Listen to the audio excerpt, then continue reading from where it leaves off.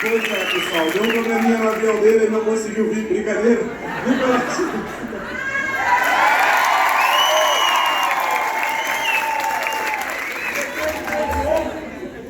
Bom dia a todos! Isso aqui sai, gente. Aí fica melhor, né? Nossa, de manhã é Nicolas, gente. De noite é Nicole. Bom dia, galera, beleza? Pessoal, estou muito feliz de estar aqui. Quero agradecer ao Gustavo Gaio. Gustavo, parabéns por essa iniciativa.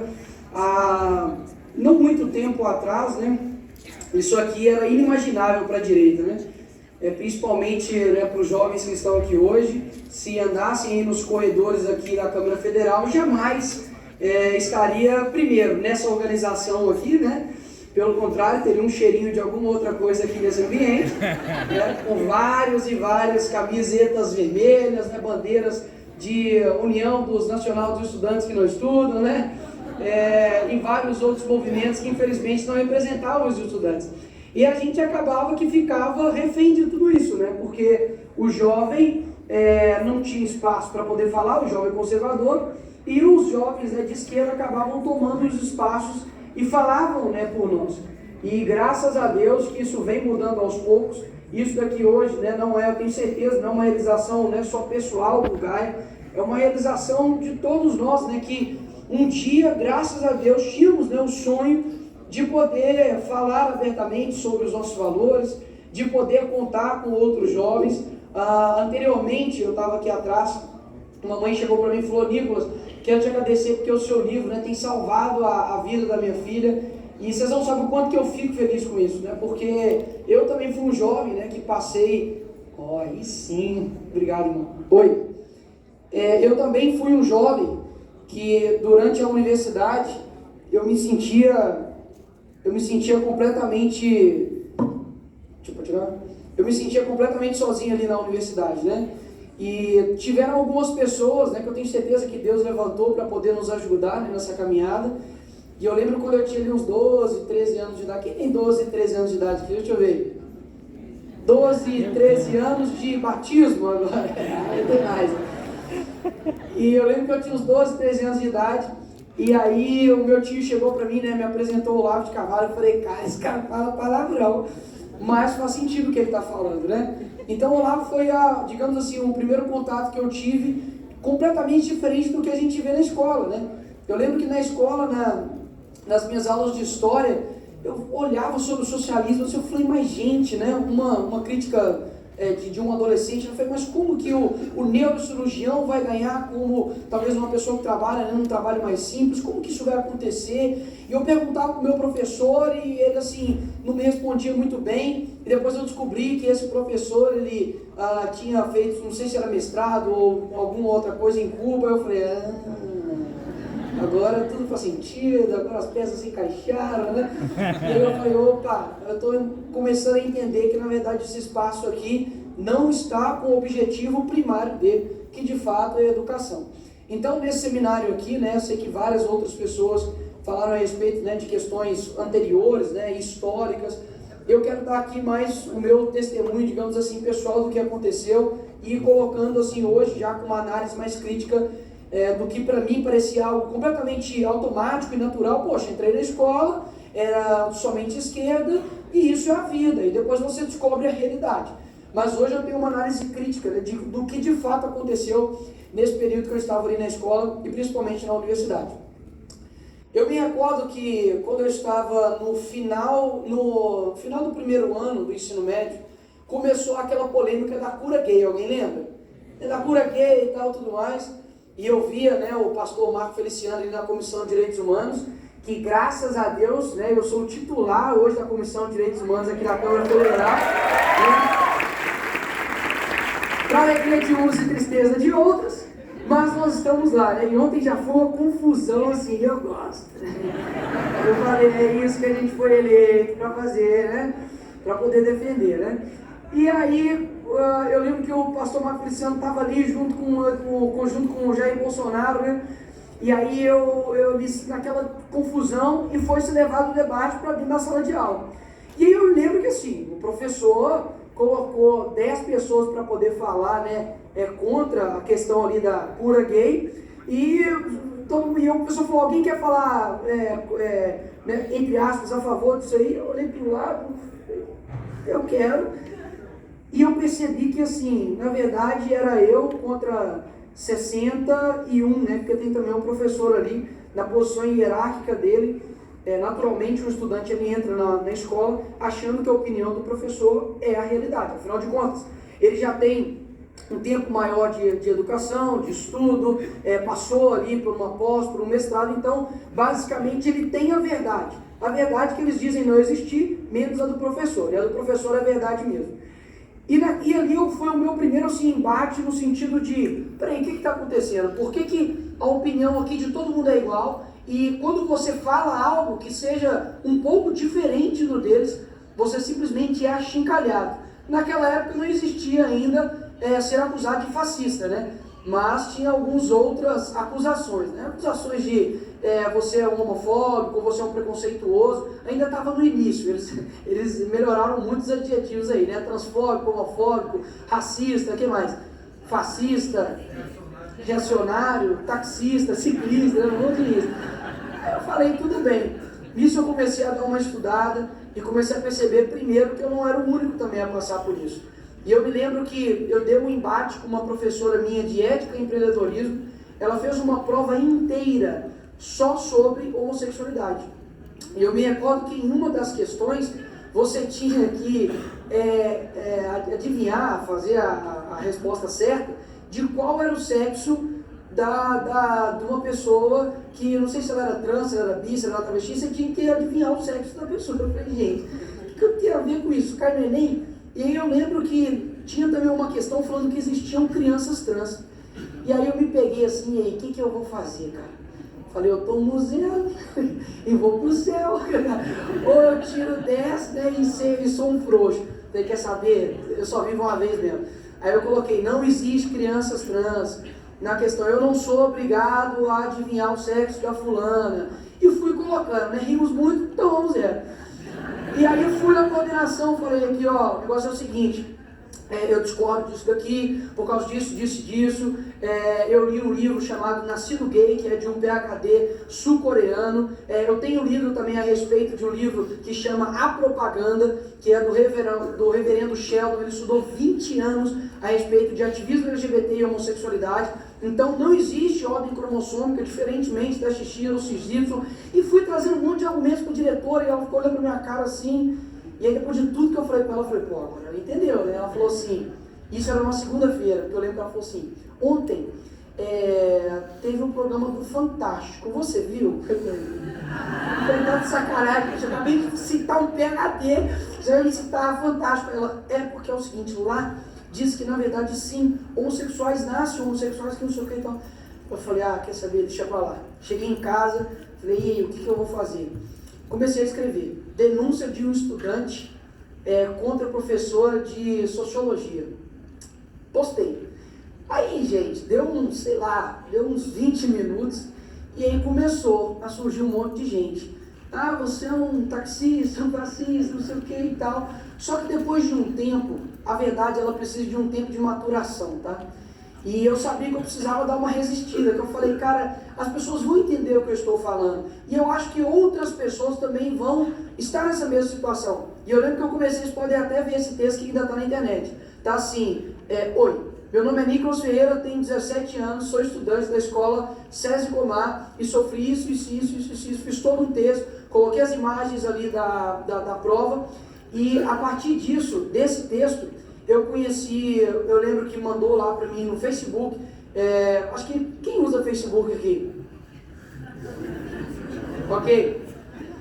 E aí, eu lembro que o Eduardo Bolsonaro entrou em contato comigo, o Flávio, o Carlos, vários alunos do Olavo entraram em contato comigo. Eu tive, assim, a primeira assim, digamos, opa, peraí, tem gente que concorda, que pensa como eu. E os comentários começaram olha, eu também sou adolescente e também estou passando por isso e tal, tudo mais. Eu falei, olha, vale a pena permanecer firme. Só que, obviamente, dentro da escola, a sala inteira, né, queria me matar e todo mundo queria me achincalhar por a minha opinião, porque o negócio tomou uma proporção muito gigantesca.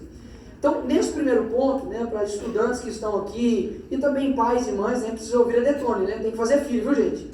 Tem que fazer filho, eu me incumbo, tá, ô Cristoneto? Eu me incumbo de fazer pelo menos aí, né, se a minha mulher quiser também, né, fazer um 7 aí.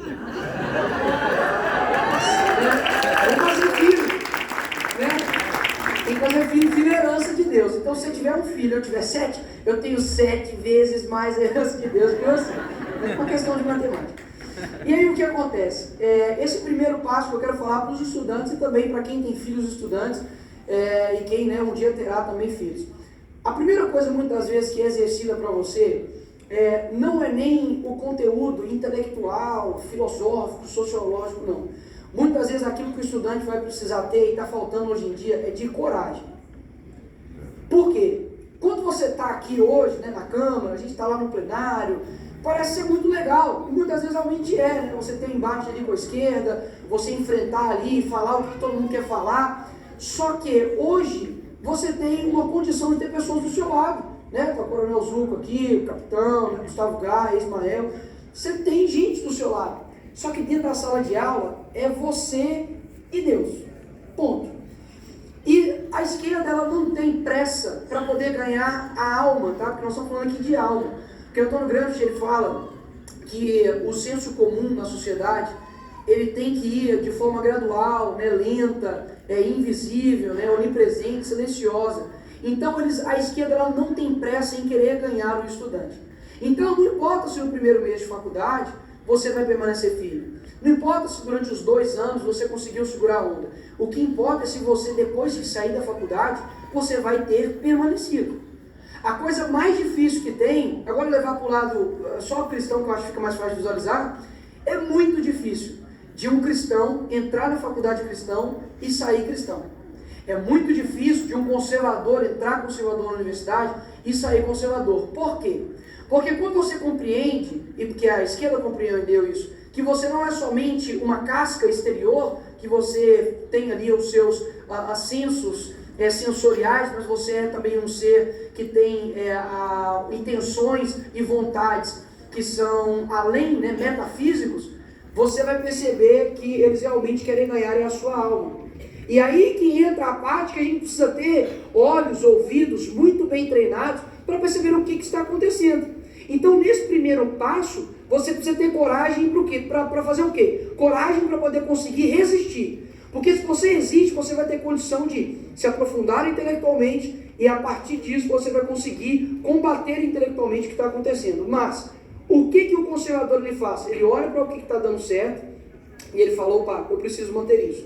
E isso daqui que é novo, que está sendo dito pelo meu professor, pelo meu colega dentro de sala de aula, eu preciso primeiro avaliar para ver se isso aqui vai dar certo na minha vida. Então o primeiro passo para qualquer estudante é coragem para poder resistir. E muitas das vezes você vai ter que olhar para dentro da sua casa. Muitas das vezes também as casas, né, as famílias não têm bons exemplos. Graças a Deus eu tenho um pai e uma mãe que me ensinou bom exemplo de família. Mas se você talvez não tenha, não se descabele. Você tem outros exemplos de que dá certo. A família ela é uma instituição criada por Deus e, portanto, a instituição é perfeita.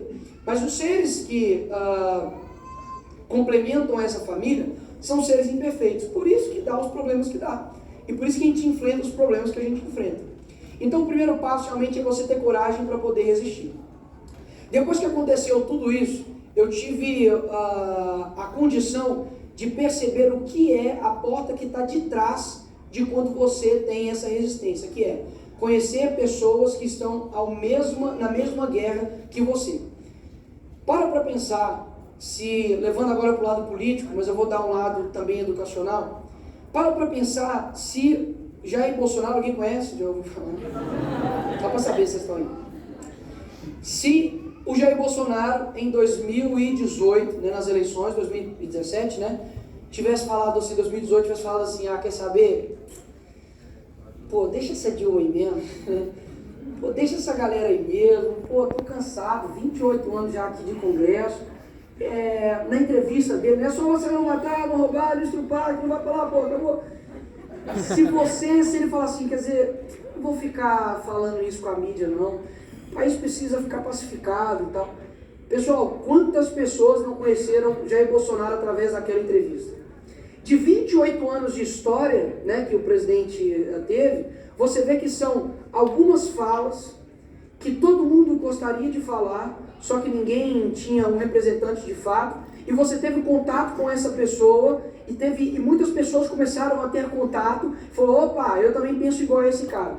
Dentro da sala de aula é exatamente a mesma coisa, só que muitas das vezes você não consegue perceber essa eficácia, porque o cara que está do seu lado, ele não vai chegar para você e falar, no meio da sala de aula, opa, eu tô com você, Maria, ou eu tô com você, Priscila, ô João, tamo junto, eu também acho que o bandido tem que se ferrar. Ele não vai falar isso dentro de sala de aula, por quê? Porque a aceitação do coletivo para o adolescente é muito importante, ela é muito valiosa. Você já percebeu que o adolescente, ele quer fazer parte de um grupo? Antigamente, sei lá, em nem sei quanto aconteceu, em 2006, o top era Restart. Então você ficava igual um arco-íris andando na rua, né? Eu nunca dei esse nome, a rosa, azul, não sei o que, beleza. Aí depois de um tempo a moda era emo, que já era completamente contrário. Era todo mundo de preto, né? A franjinha de lado, né? Ai, não sei o que, e a gota aqui, eu não sei, esquisito. Aí depois, logo depois, manteve a franja, mas já cantava assim, Baby Baby, né? Aí já era o Justin Bieber. Aí daqui a pouco veio o funk, aí depois foi piorando demais, né?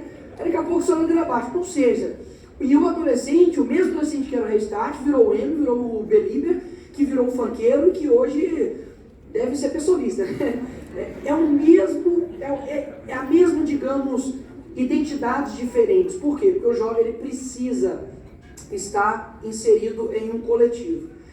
E você tem um papel, estudante, muito grande, de que eu sempre falo, de não importa a pressão coletiva que está em volta de você. Não importa a pressão midiática, não importa inclusive a pressão dos familiares, que talvez, né, queiram que você siga por um caminho errado, e você fala assim, não vou ceder aqui porque eu preciso da aprovação do meu professor. Deixa eu falar algo para você. Um dia você vai se arrepender de não ter defendido o certo. E oportunidades elas passam.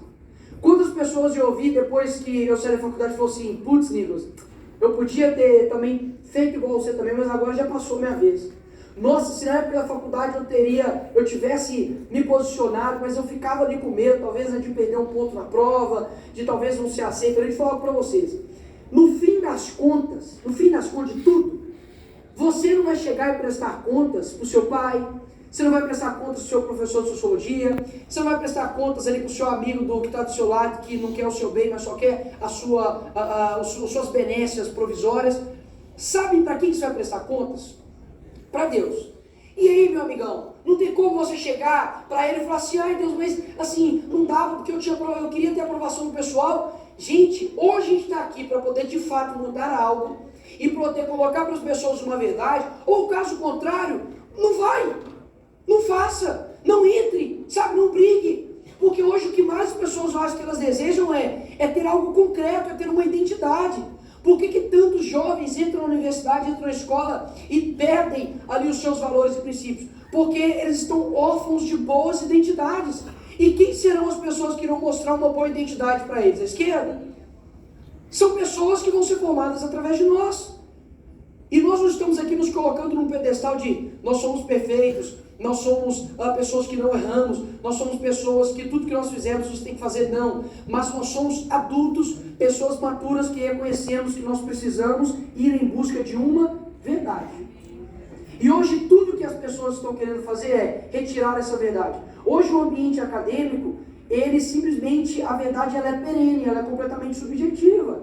Então a pessoa entra e ela fica num mar tão grande. O Olavo de Carvalho fala isso, de que a esquerda, o conteúdo intelectual dela é como se fosse um oceano. E aí o jovem vai lá e pum, e mergulha. E é tanta coisa, é tanto livro, é tanto debate, que ele não consegue sair de lá. E o que o Olavo disse é que ele era como se fosse uma pessoa, um socorrista, né, que joga uma boia, aquela pessoa escora e ele consegue tirar aquela pessoa desse oceano de esquerda. Então hoje qual que é a nossa missão, principalmente no meio acadêmico? Primeiro, antes de qualquer coisa que você vai fazer, o Olavo de Carvalho fala isso, olha, se a sua ação, se a sua ânsia de agir, né, é maior do que a sua ânsia de compreender, a sua ação sempre vai ser incompreensível. Então antes de querer sair mudando o mundo, né, fazer que nem a Greta, né, how dare you, né, querer salvar calotas polares e ursos polares, primeiro reconheça qual é a sua identidade.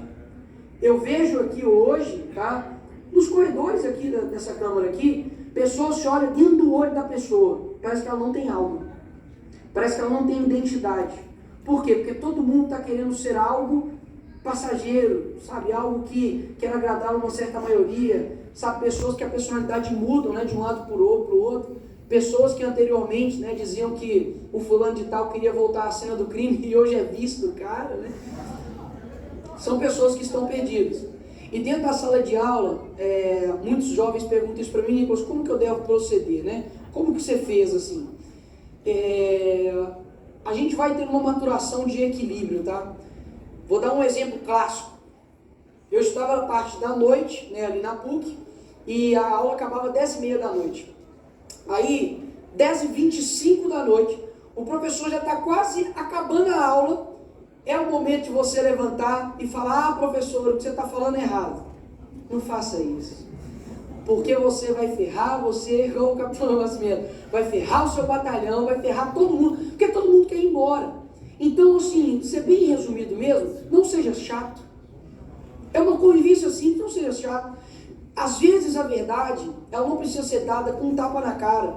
Vai dando doses homeopáticas para essa pessoa. Hoje uma pessoa que trabalha comigo, Dr. Kaique, eu lembro que na primeira semana de aula, eles estavam conversando sobre o Foro de São Paulo.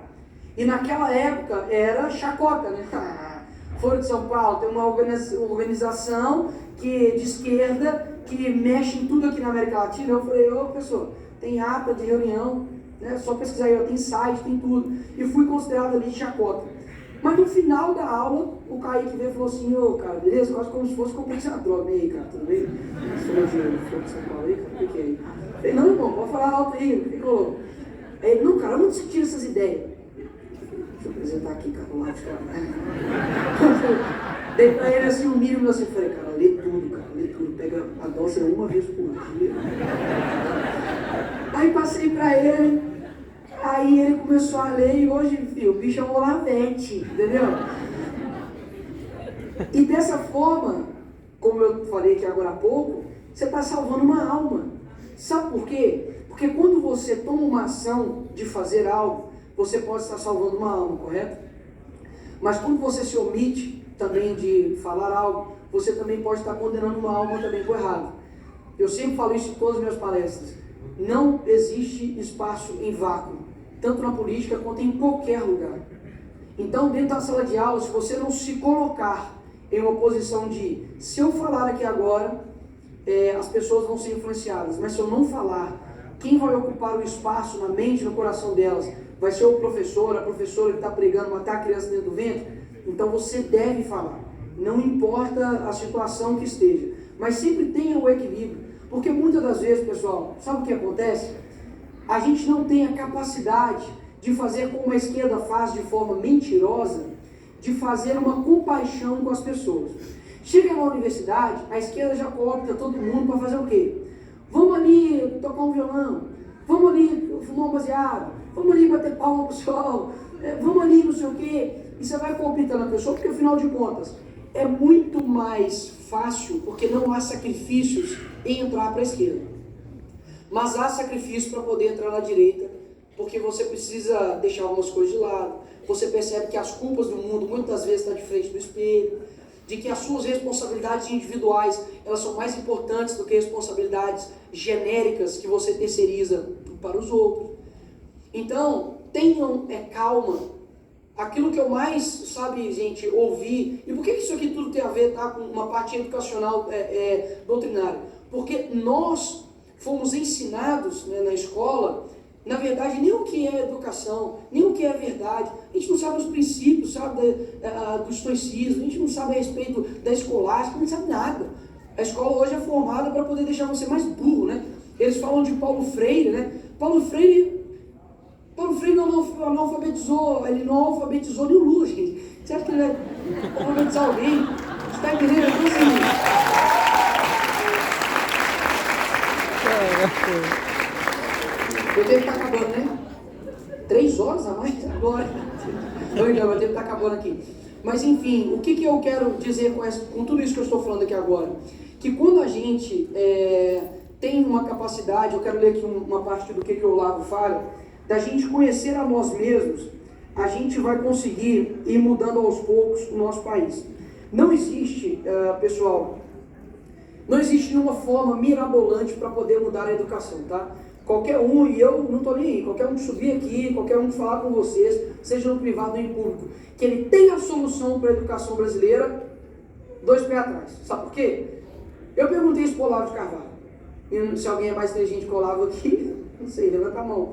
Mas eu cheguei para ele e falei, professor, qual é a nossa solução? O que a gente tem que fazer? Ele falou assim, eu vou responder para você o que o José Disseu disse para a base dele. Trabalho de base, trabalho de base, trabalho de base. Muita gente tem afã, tem vontade, tem força para poder levantar uma faixa, não esteja errado, tá? Para poder levantar uma faixa, para poder convocar para uma manifestação de rua. Muita gente quer começar o movimento de direita revolucionário do Jair Bolsonaro 2026. Tem muita gente que quer fazer um monte de coisa, tem soluções para a direita no Brasil. Mas quantos se levantam para poder fazer o trabalho de base? Para poder ir na escola, para poder se formar um professor, para poder botar a cara dentro do livro e estudar Antônio Gramsci, para poder estudar o que realmente Paulo Freire está falando. Sabe por quê? Porque a urgência das coisas que estão acontecendo em volta da gente tira o foco do que realmente é importante. Então muitas vezes a gente fala assim, Nicolas, o que eu mais ouvi depois, infelizmente, da perda da eleição, Nicolas, nós temos esperança. Eu falo, esperança de quê? Esperança que eu vou para o céu? Eu tenho. Esperança de que... De quê? Esperança de que daqui a um ano a gente vai retomar o poder e que vai ter um decreto e todo mundo vai deixar de ser esquerdista? Impossível. Foi por decreto que você virou de direita? Foi por projeto de lei que você tem as suas ideias conservadoras? Foi pelo que, afinal? E pelo que, afinal, que nós estamos conservando? Então, pessoal, toda a educação hoje que acontece de forma doutrinária nas escolas passa pela nossa responsabilidade.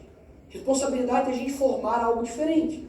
Agora, se nós ficarmos somente na contenção, a esquerda pauta e a gente defende, a esquerda pauta e a gente defende, a gente nunca vai conseguir realmente ganhar as outras pessoas.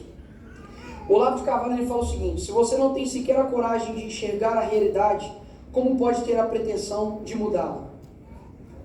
Tenhamos coragem de aceitar a nossa realidade. Sabe qual é a nossa realidade hoje? Todos os meios de ação estão na mão da esquerda.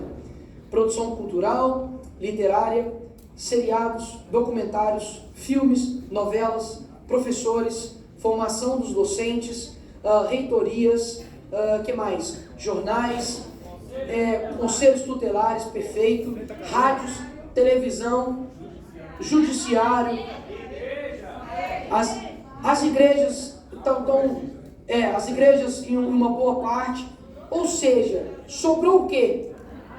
Sobrou a gente, né? Então, pessoal, eu quero agradecer aqui vocês aqui nesse momento, mais uma vez, Gaia, cadê o Gaia? Gamer? Aí ele atendeu. Cheguei, viado. Aí já era, outro processo. Tá vendo? Eu quero realmente, hoje aqui, né, é algo muito importante, porque primeiro eu vejo muitos jovens, essas iniciativas, né, é engraçado, né, Gaia, porque se a gente toma uma iniciativa, não sei, se a gente não toma uma iniciativa, vocês não fizeram. Então, pessoal, eu acho que agora é o momento da gente realmente enxergar a realidade e ter a coragem de querer mudá-la a partir disso. Qual que é a nossa realidade hoje? A gente conseguiu formar uma bancada, graças a Deus, muito boa aqui no âmbito político. Mas a gente precisa levantar uma bancada boa de juristas. A gente precisa levantar uma bancada boa de professores. A gente precisa levantar uma bancada boa de pessoas, de estudantes. Uma bancada boa de pais, de mães que querem lutar pelo homeschooling. A gente precisa levantar pessoas para conselheiros estudantes, ou seja, é tanta coisa que a gente tem que fazer, só que eu não quero que a quantidade de coisas desanime vocês, pelo contrário. Tem 2 meses e 3 meses, né? E 2 semanas, uma semana que nós estamos aqui como deputados federais. Vou perguntar para qualquer um que está aqui, a gente tem a sensação que já está aqui há 1 ano, porque é tanta coisa, são tantas pautas, mas algo que sempre me dá um combustível para poder continuar.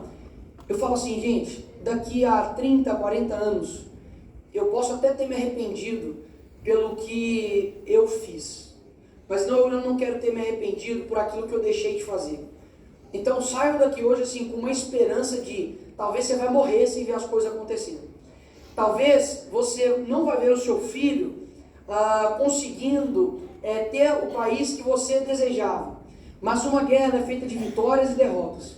Tivemos uma derrota agora no campo eleitoral, mas na seara cultural, ideológica, do âmbito educacional, a gente ainda tem um grande caminho a percorrer. E eu tenho certeza que a gente não está sozinho. Como disse a ex-BBB, é 200 contra 1. Obrigado.